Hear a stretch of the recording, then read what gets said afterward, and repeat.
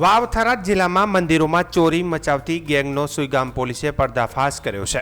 પોલીસે ગણતરીના દિવસોમાં 3 આરોપીઓને ઝડપી પાડી ચોરીમાં ગયેલો મુદ્દામાલ કબજે કર્યો છે.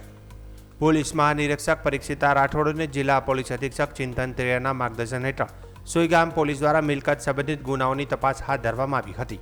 તપાસ દરમિયાન સુઈગામ ભરડવા કસ્ટમ રોડ ઉપર આવેલા ગેબલસાપીર 3 રસ્તા નજીક એક શંકાસ્પદ ઇકો ગાડીને અટકાવી તપાસ કરવામાં આવી હતી. ગાડીમાં સવાર 3 શખ્સોની પૂછપરછ દરમિયાન મહત્વની વિગતો સામે આવી હતી. પોલીસે તેમની પાસેથી સુઈગામના શીતળા માતાજીના મંદિરમાં ચોરી થયેલા ચાંદીના છત્ર કબજે કર્યા હતા.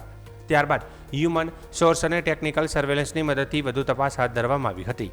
તપાસ દરમિયાન સુઈગામ વાવ અને માવસરી પોલીસ મથક વિસ્તારમાં નોંધાયેલા 3 અલગ અલગ ચોરીના ગુનાઓનો ભેદ ઉકેલવામાં પોલીસને સફળતા મળી હતી. ઝડપાયેલા આરોપીઓમાં નવાવાસના દિનેશભાઈ શંકરભાઈ વેણ, તળાવના પ્રકાશભાઈ ઉર્ફે બલ્લો દેવજીભાઈ પારેગી અને ભાખરીના અલ્પેશ પાંચાભાઈ સેગલનો સમાવેશ થાય છે. જ્યારે હિતેશભાઈ પારેગી, અમીરામભાઈ પરમાર, દેવસીભાઈ પરમાર અને જગદીશભાઈ કુંભાભાઈ હજુ ફરાર હોવાનું સામે આવ્યું છે. પોલીસ દ્વારા તેમની શોધખોળ તેજ કરવામાં આવી છે.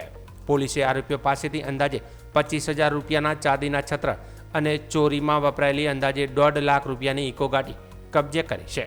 હાલ પોલીસે તમામ આરોપીઓ સામે કાયદેસરની કાર્યવાહી હાથ ધરી છે અને ફરાર આરોપીઓને ઝડપી પાડવા માટે ચક્રો ગતિમાન કર્યા છે.